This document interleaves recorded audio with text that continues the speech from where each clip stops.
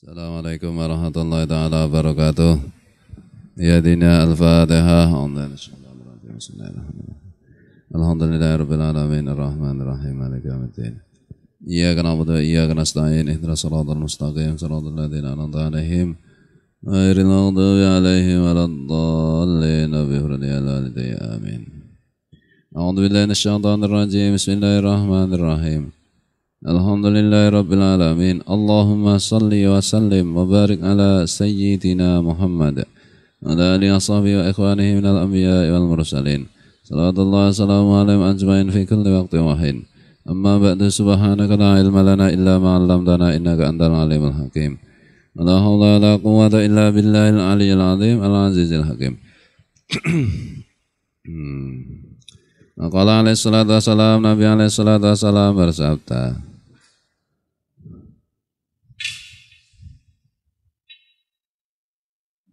la yantahiyanna aqwamun anil fakhri bi abaihim aw la yakununna ahwana 'ala Allah ta'ala minal ju'lani.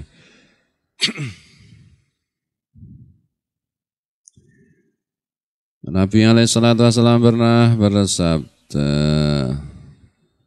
sungguh semestinya orang-orang itu menghentikan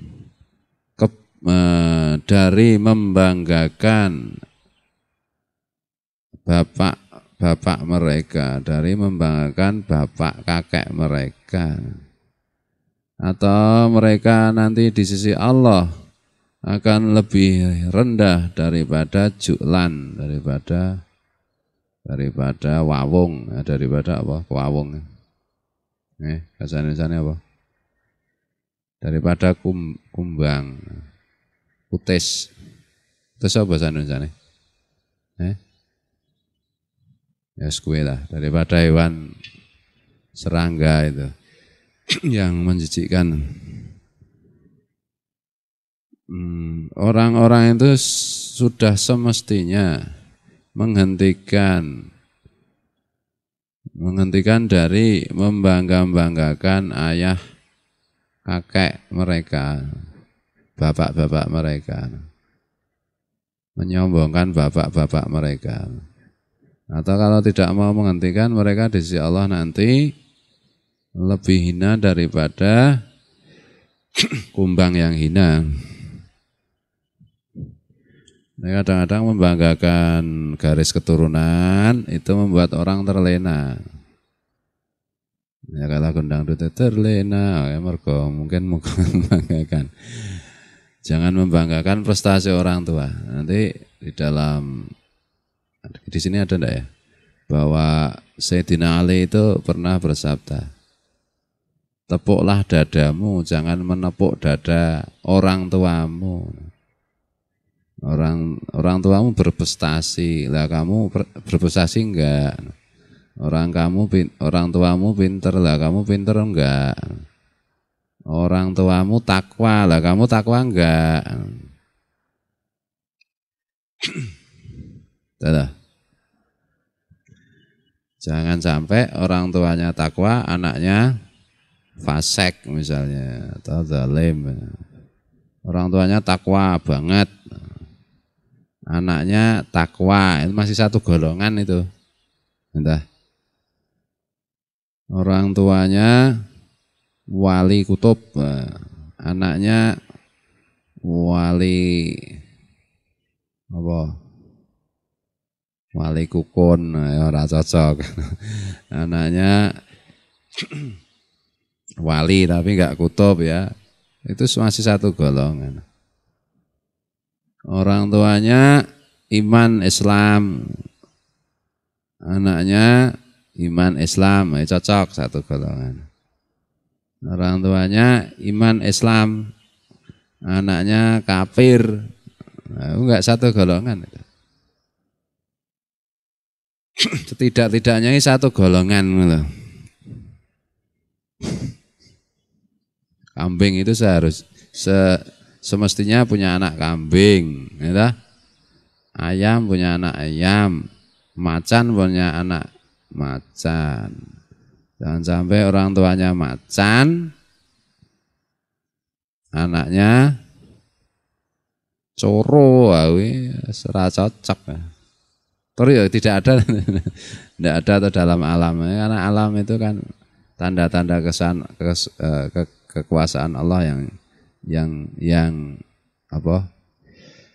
Yang zahir, yang tampak, yang apa? Yang kaun apa? Yang keadaan bukan yang kaul.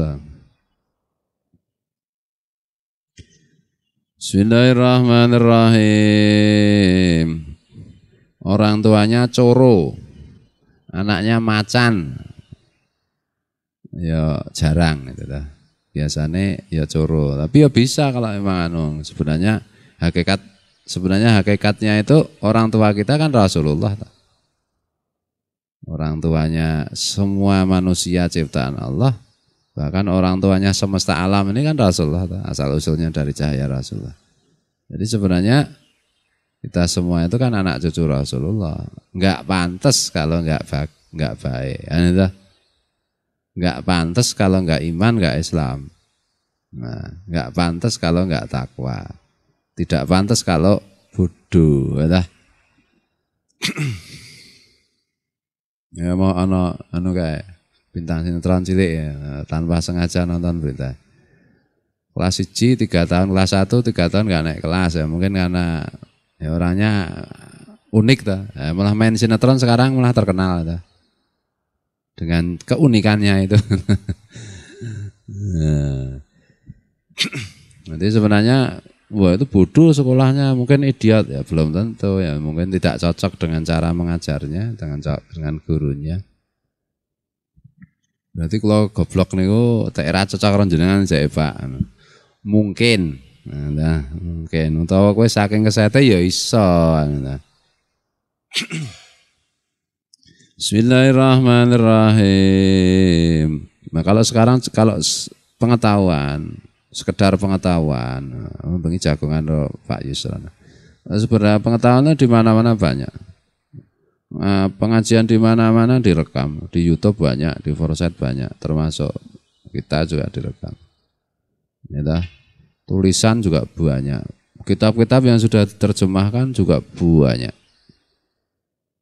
Ya, kan pengetahuan lah, pengetahuan itu ya tetap alat, tetap ilmu alat namanya. Ya, tapi kalau ilmu seperti kriterianya Imam Al-Ghazali kan memang tidak cukup banyak pengetahuan. Pengetahuan itu cuma alat. Ibarat nahwu shorof cuma alat untuk membaca kitab. Kalau tidak bisa menggunakan alat juga tidak ada gunanya. Tidak bisa menggunakan pengetahuan untuk menjadi ilmu juga nggak ada gunanya. Nah, ilmu itu kan hidayah. Ya, banyaknya pengetahuan itu penting, perlu untuk memperlengkap alat. Ya, tapi kalau cuma berhenti pada alat, pada pengetahuan ya tidak jadi apa-apa.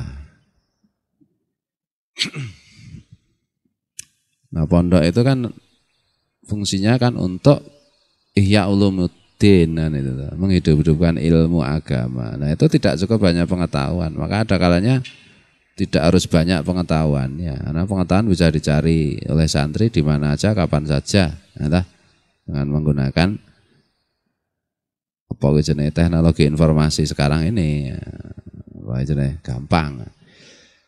Kalau ilmuwan butuh kesabaran, butuh proses, butuh ya semua kan terserah Allah. Ada semenit bisa sampai, satu kejapan mata bisa sampai, tapi 70.000 tahun bisa belum sampai, kata Imam Al-Ghazali. Ya dah. Ya, terserah Allah. Kita kan hanya adang-adang ya bahasanya ini, mengharapkan. Ya, prosesnya panjang makanya ya ngajine ngono-ngono wae. Ya arep ngaji apa meneh. Kancane ra akeh-akeh, ora ewon. Ewon kan gayeng, umpane akeh nek sebagai remaja, apa meneh akeh ceweke, akeh cowoke ya. Lah biar ngaji bareng apa? Ora ana joget-jogete, ora nggo ngerek gendera.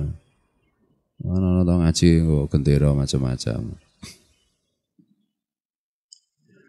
Bismillahirrahmanirrahim. Tapi yang begitu ya biarin aja, nggak usah dikecam dan belum tentu kita lebih baik dari mereka.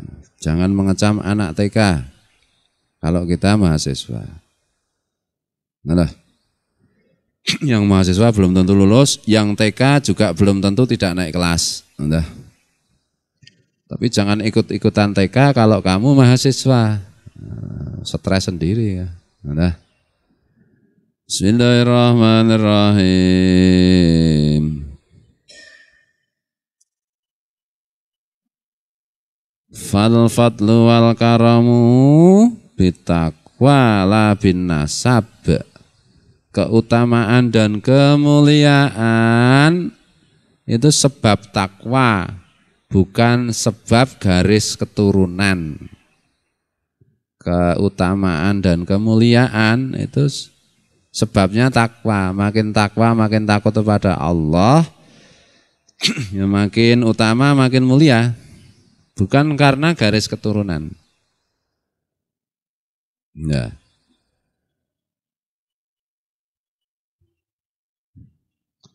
Bismillahirrahmanirrahim. Kama qala Allah Ta'ala, sebagaimana firman Allah Ta'ala, inna akramakum indallahi atqakum.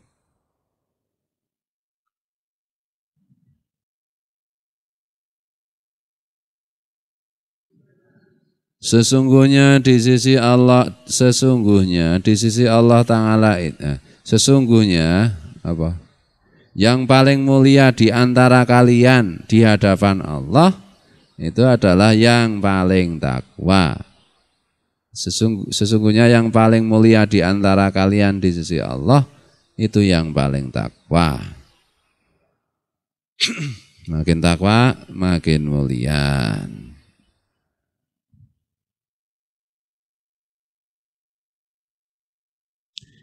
Bismillahirrahmanirrahim.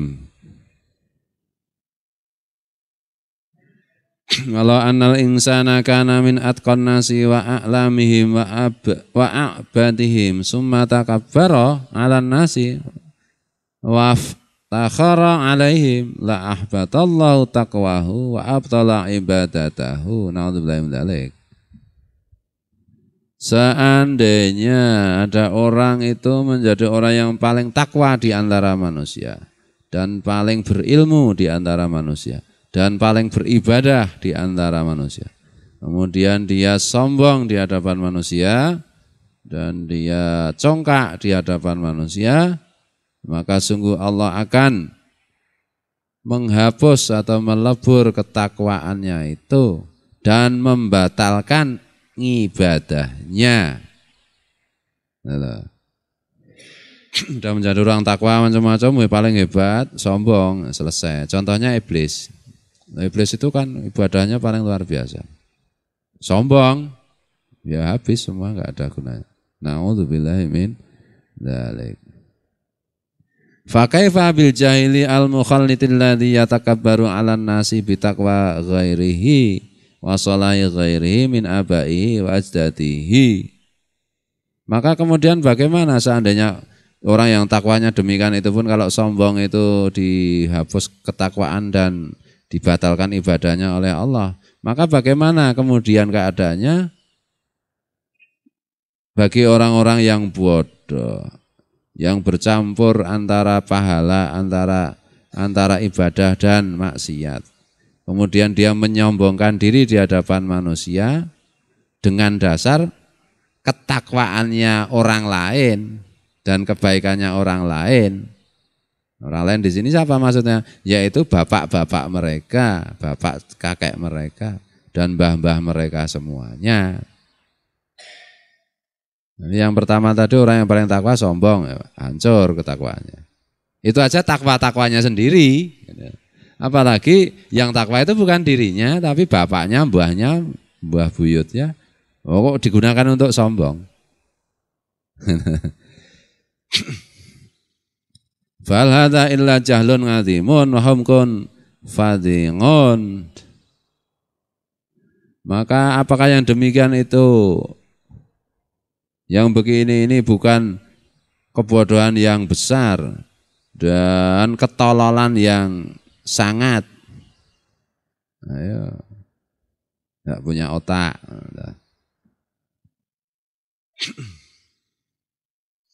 Tuh. Jadi sebenarnya itu kan surga kan bertingkat-tingkat, neraka juga bertingkat-tingkat. Nah, makin tinggi peribadahan seseorang berarti makin tinggi surga yang akan diraihnya. Nah, kalau sukses ya surganya tinggi. Kalau gagal ya tetap neraka. Nah, ya makin rendah ibadahnya ilmunya kan, ya kemungkinan masuk surga nanti ya surga rendah. Nah, tapi kalau gagal ya neraka paling bawah, Nah, yang tinggi dan yang diincar itu, yang dituju itu surga tinggi atau rendah kan sebenarnya sama saja. Berhasil atau tidak berhasil letaknya kan di situ.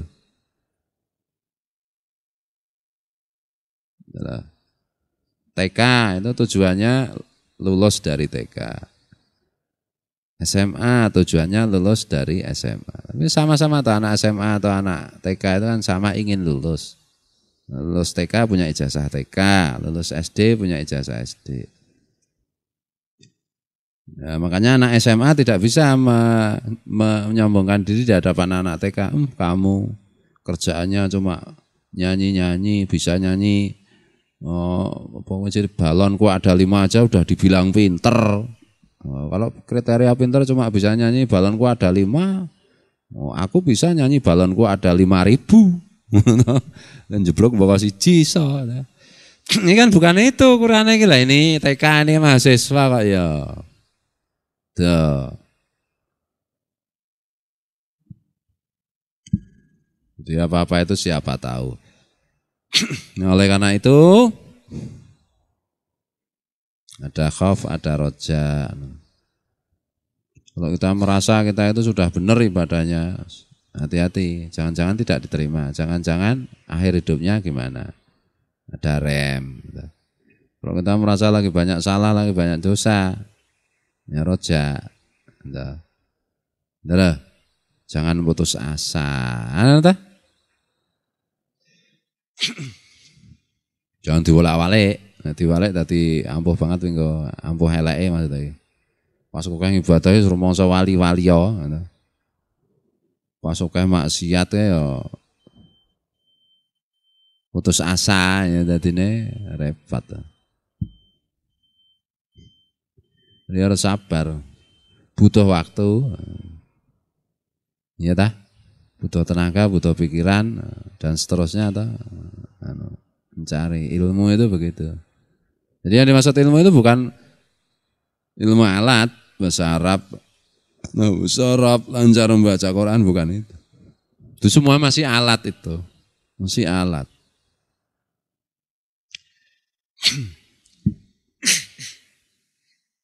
Tuh. Bismillahirrahmanirrahim. Al khairu kulluhu bitawadungi. Kebaikan itu seluruhnya ada di dalam tawadhu. Tawadhu itu rendah hati. Itu nenggan videonya guru sekumpul ya, guru Zaini. Guru sekumpul itu kan kutbul akwan, ya, utop yang tertinggi itu pangkatnya. Kemudian datang di satu majelis di masjid mana itu. Di situ ada ulama. Kalau penampilannya lebih sepuh dari guru Zaini. Tapi ulama itu belum tentu wali aja, belum tentu apalagi wali kutub. Tapi karena ulama itu lebih tua ya guru sekumpul cium tangan. Itu loh. Cium tangan kepada itu. Ini wali kutub cium tangan kepada ya ulama. Belum tentu wali itu. Itu namanya tawadhu. Itu tawadhu. Tapi ya jangan ekstrem, jangan berlebihan. Saya pernah dengar cerita, wah kiai itu ampuh apa. Kalau salaman sama santrinya itu, kiainya itu malah cium tangan ya. Santrinya enggak cium tangan tapi kiainya cium tangan. Aku santrinya gemblong, kiainya edian. Nah, Iku walik-walik Tapi kan bentuk tawadhu apa kuwi jenenge kasih sayang. Lah kalau kasih sayang kan kalau santrinya itu masih kalau dengan anaknya usia 3-4 tahun ya pantes. Santrine jenggoten putih-putih. Itu namanya ekstrem. Sesuatu yang ekstrem itu ya biasanya aleman. Tuh. Noel. Bismillahirrahmanirrahim. Oh nah ini. Ya lihat-lihat situasi kondisinya. Kalau di video itu guru sekumpul cium tangan pada kiai itu lama itu. Lah ulama itu juga cium tangan sama guru sekumpul. Guru sekumpul cium tangan karena mengamalkan apa ya, mengagungkan yang lebih tua. Ya hadis Rasulullah itu. Yang tua itu mengamalkan menghormati ulama. Itu misalnya itu. Nah, itu lihat-lihat kalau misalnya ada orang tua tiba-tiba ada orang tua terus kamu cium tangannya malah dia GR, ya jangan. Itu namanya meracuni. Itu. Ya apa-apa itu tujuan. Apa-apa itu kan tujuannya takwa. Nah, di malam itu diskusi soal itu. Kalau menjenguk orang sakit, nyambung silaturahim, apalagi ya menghadiri undangan, itu kan semua ada hadisnya. Ya memang ada hadisnya. Ada kalanya itu menjadi wajib kalau misalnya undangan pernikahan. Ada kalanya sunat. Ada kalanya fardu kifayah. Itu kan hukum dasarnya. Gitu, hukum dasarnya begitu. Lah hukum dasar itu bisa berubah sesuai keadaan. Menghadiri mantenan misalnya. Kalau di situ itu tidak ada kemaksiatan ya wajib hukumnya datang. Di situ dan sepanjang jalan itu secara hitung-hitungan itu tidak mengandung maksiat ya wajib datang. Tapi kalau mengandung maksiat ya menjadi tidak wajib datang. Misalnya silaturahim kan wajib disambung, tidak boleh memutus tali silaturahim. Nah tujuannya kan takwa toh. Tapi kalau orang fasik ya kita harus menghentikan silaturahim. Nah, nanti kita ketularan fasik dong. Orang fasik kan harus didakwai, ya dilihat-lihat kalau kita bisa mendakwai, kalau tidak. Semuanya itu tujuannya takwa. Misalnya. Maka kira-kira kriterianya satu kalau melakukan gerakan itu, melakukan aktivitas itu satu mengandung pahala atau tidak. Mengandung pahala, ya kalau wajib kita laksanakan, kalau sunat, kalau kita pas lagi semangat laksanakan, kalau lagi malas ya tidak dilaksanakan. Tidak ada pahalanya, ada dosanya enggak, berarti mubah. Mengandung uang tidak, mengandung uang, ayo ditandangi. Mengandung uang tapi haram ya Pak, ayo jangan.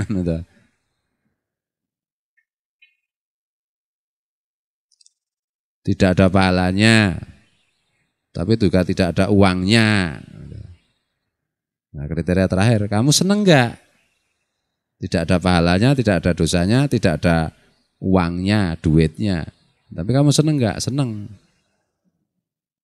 Nah, ya kalau kamu seneng ya lakukan. Nah, itu. Tidak ada duitnya, tidak ada pahalanya, kok kamu lakukan toh Kang Margi? Nah, seneng enggak? Ya apa-apa. Tidak ada pahalanya, tidak ada duitnya, kamu juga tidak seneng. Tapi kalau kamu enggak melakukan, enggak enak sama tetangga, kamu melakukan, namanya kamu dijajah oleh tetangga, ya. Namanya kamu tidak merdeka. Ya. Oh enggak enak ya, enggak enak kok dilakukan. Hidup itu harus enak, hidup pisan ora enak. Rung karuan mlebu swarga wis ora enak. Iki guyone gitu. Nah, sekarang itu harus punya prinsip hidup. Prinsipnya ya kuwi ada pahalanya tidak, atau ada dunianya ndak. Atau minimal kita senang tidak, ngono loh. Ada pahalanya tapi enggak senang, ya dilihat wajib atau sunat. Wajib kalau wajib senang enggak senang harus dilakukan. Yang wajib juga cuma sedikit. Ada pahalanya tapi sunat enggak. Ya senang tapi cuma sunat dan sedang tidak senang. Salat duha lagi enggak seneng ya enggak berangkat oh jeneh maune jam 7 terus baru jam 7:04 wis setengah 8 jam 8 kurang 1/4 saiki jam 8 mulai sesuai nek carane ngene iki jam 10 ngono lah karang keadaan ya tak wiwiti setengah 8 ya durung siap tenan sih ya. Terus aku ya urung siap tadi nek ya. Terus penake duhane jan rada awan alasan. Ya ora apa-apa wong wis sunat to, duha di rumah juga bisa. Tuh. Rasa kenceng-kenceng. Berarti oleh Pak Ramyang duha, oleh pirang-pirang kancamu dah. Sah kuwatir. Nek menyang oleh mboten? Oleh. Kula niku kepengin banget menyang. No agak sengit. Nek agak sengit rasah menyang, wah mung sunat kok agak sengit menyang ta. Timbangane kowe temandang duha ora mecucu. Allah alhamdulillah akbar. Ada tak oke. Malah ganggu yang lain. Mbak wis rehat, istirahat. Ya ta, taturan. Ya ta? Apa ya?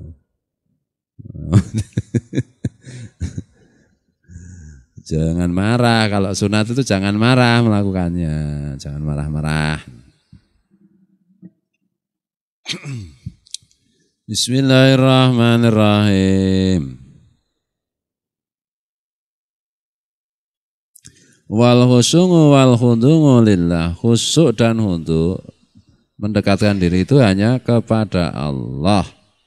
Kebaikan semuanya ada pada tawadhu, khusyuk dan khudu' itu hanya untuk Allah. Ini maksudnya apa? Ini kalimat berikutnya ya. Itu caranya kan. Salat maghrib barang itu mungkin ya jadi ingat ini mumpung teringat. Maghribnya itu kan jam 6. Itu kalau jam itu keliru itu jadwalnya itu kan jam 6 tuh jam 5 lebih 43 menit itu salah itu jadwal yang benar itu jam 5 lebih 37 menit. Ya, jadi kalau kita itu sholat maghrib jam 6 lebih 7 menit sebenarnya itu sudah setengah jam dari adzan itu. Udah lama itu. Ya, jangan patok bangkrong kayak wong Jawa. Wong Jawa maksudnya wong Jawa zaman biyen sing bodho, wong Jawa sing pinter ya akeh to. Wong bodho pokoke maghrib iki jam 6. Ya ndak no. Ndak. Ya dilihat jadwalnya ini maghrib ini jam berapa toh? Jam 5 lebih 37 atau 38. Jadi kalau kita sholat jam 10 menit kemudian itu berarti jam 5 lebih 47 itu sudah 10 menit dari adzan. Jam 6 itu sudah 23 menit dari adzan. Nah, ya maksudnya agak malam itu ya orang langsung jam 5 lebih 37 adzan qamat itu enggak. Kecuali kalau ada keperluan. Ya yang baik itu agak malam maksudnya ya agak malam itu 10 menit 15 menit sudah agak malam sebenarnya dari adzan itu. Kadang-kadang kita lupa ya.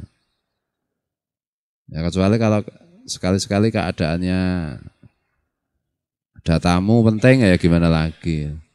Panjenengan ya ora konsisten ya Pak.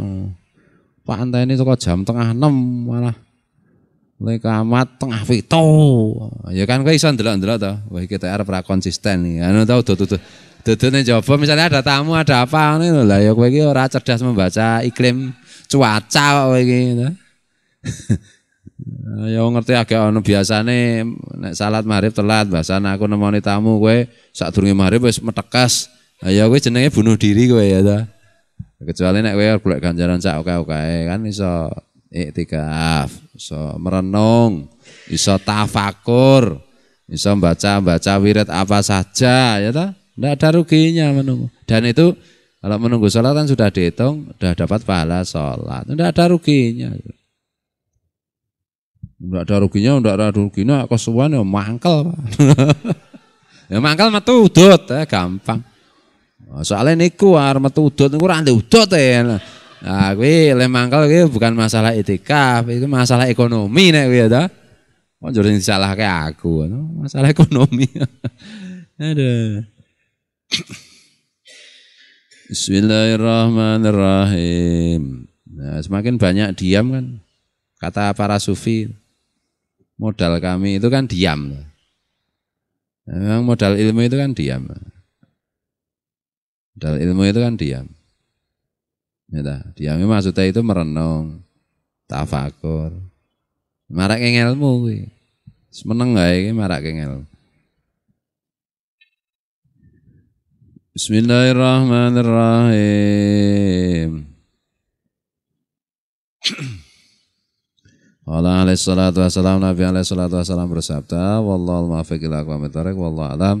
Assalamualaikum warahmatullahi taala wabarakatuh.